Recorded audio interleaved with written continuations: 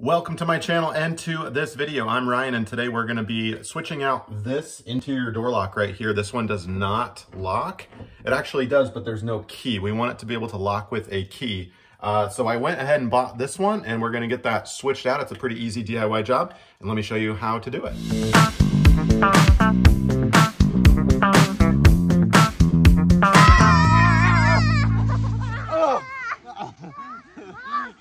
Let's get started here. Welcome to the channel again. Today we're going to be getting rid of this thing right here. This is a little interior door handle like that. It does have a locking feature on the other side, but not a key, you can see here. We want to install this one. I bought this online, and links down below for ones that make the cut in terms of good price and good quality. I always try to find that balance in the products that I purchase and or recommend. So you can check that out, but here it is. It came in a 2-pack actually. There's one here and then this one. So a nice simple setup.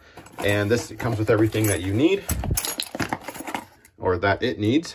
Just like that. We need a drill, screwdriver, and yeah, we're gonna get this installed. So let's take out the old one first. Let me take a moment and welcome you to the channel. I do lots of home projects around the house, saving you time and money. Click that subscribe button, like this video, and share this with somebody that you know. And while you're here, are you interested in turning your hobbies into cash just like I did? I created my own YouTube channel from scratch, and I'm gonna show you how to do the same. Check out that money right there. It's been amazing for my family. I built a course, a free course and a master's course. Check out the link in the description below. You won't regret it. All right, let's get back to business. All right, we're gonna come around to this side of the door. You can see here's the outside, here's the inside. And depending on your door handle setup, we're gonna back out these screws right here.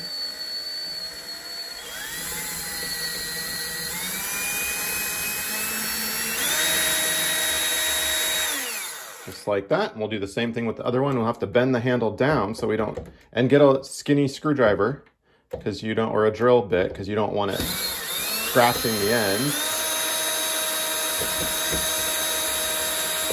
and damaging the finish. So we'll take that out. This handle, the interior one, or the inside one, slides off like that. And on the outside, it comes off like that. So 2 pieces just like that, could not be simpler. Now you may be able to get away with just keeping this in here. This is the new one. You could just keep this in here if everything aligns. You'll have to look at that piece right there, make sure it's the appropriate depth. But we're gonna just pop this out. Should slide out like that. And then we have the new one right here. We'll make sure it'll go the correct way, and we'll slide it in. And if you look at that, it's gonna require us to actually put some holes right here. And we want to make sure that the center of the square is lined up with the center of the circle, like that. If not, you have to read the instruction manuals to adjust this. So this one you just pull back like that if you need to adjust that to make it centered. So we'll go ahead and put 2 screws right there and secure this firmly to the door.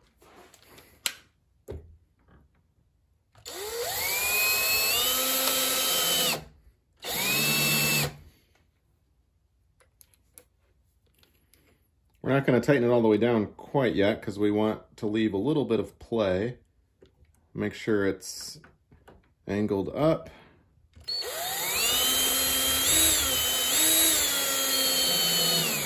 And you could consider pre-drilling those if you want, but back that out. There. So leaving it a little loose allows some vertical and horizontal play, because it may, and we want it to line up with the strike plate right here when we close it. So let's make sure it does that. Well, we need to suck it in there, but you can just kind of eyeball it, and it looks like that's going to close really well. Be careful, if it does close, you may not be able to get it open. That would leave you trapped inside possibly. All right, let's tighten that up then.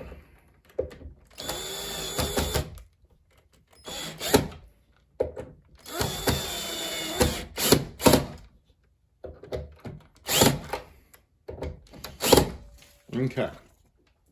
Now hopefully we don't have to drill out a notch for that. Let's take a look to see how it closes. And we're just making sure there's enough clearance, and there is, so that's good. You could, if you wanted to draw out a notch, take a pencil, do an outline, and then take your Dremel tool and just drill that out a little bit, about this deep, so that the plate sits inside and it's flush like that. You can see there's a little gap here, and that's fine. I don't mind the gap or the little ridge for the purposes of this room being closed. Yeah, that's gonna work nice. Next up, we have the 2 new pieces. Now you wanna make sure you put this not like this, but like this. If you put it like this, that would be pretty creepy, because that would mean the interior would lock. You couldn't get out from inside the room without a key. And we don't want that to happen. Whoever's inside, if anybody gets inside, we want them to be able to easily get in and out and unlock the door. So we're gonna take the new piece to the side with the keyhole, put it on the outside like this, and it has to go through the, well, let's take out these 2 screws here first. There we go. That's kind of nice so that you obviously know which screw goes where. But we're gonna take, you can see there's 2 holes and then this really long piece. The long piece goes through the square, and then the 2 cylinders go through the 2, there's 2 holes. Very simple. You can't mess that up, I don't think. And then we'll take this side and we'll put it through just like that. And it does allow you to turn the base a little bit to align the holes, because we need to put those screws just like that. Now, one defect with this particular model, or something you'll need to consider, is how do you get a screwdriver over the handle without stripping out the finish? So let me show you how to do that. But for now, let's get these just placed in there by hand. And it helps if you actually put the 2 long screws in first. Hold them with your thumb like this, and then you can visually align the ends of those screws into the holes like that. And then you press down. Turn your hand to the side, and those should start to hand tighten.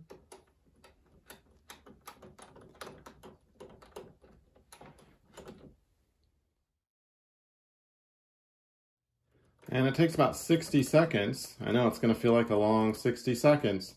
You're gonna hand tighten these just like this. Notice no tool, and it should spin freely. Get it as tight as you can. And then on both sides. And then we can't leave it like that. It's too wobbly, right? So the trick is to get a little screwdriver that's kind of like this. It allows you to get into tighter spaces like that. Can you see that? So you could use something like this that has like a small drill bit that can just fit in there within that gap.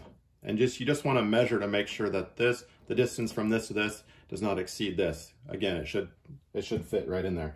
Or you can get a very skinny screwdriver like this.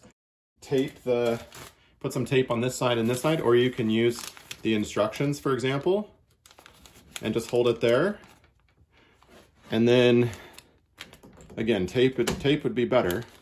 But you can see here, we're gonna turn it like that, and keeping pressure this way,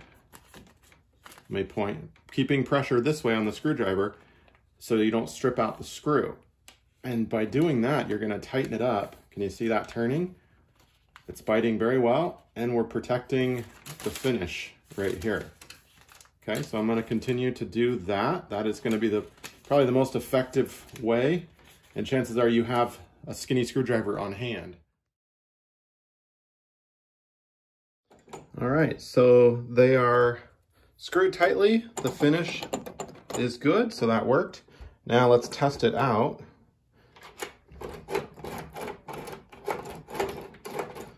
Kind of smooth. Sticks a little bit, but feels pretty heavy duty actually. You hear that? That's nice. So let's go ahead. We're gonna click the lock button and test out the key before we close it.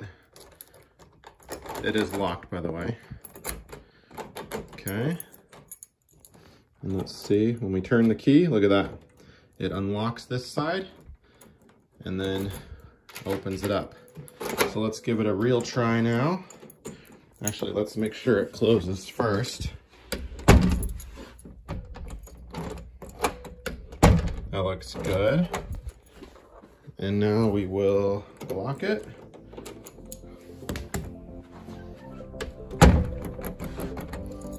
Okay. And then abracadabra. Boom. Look at that. We'll call this a win. Hopefully this has helped you out. Thanks for being with me today.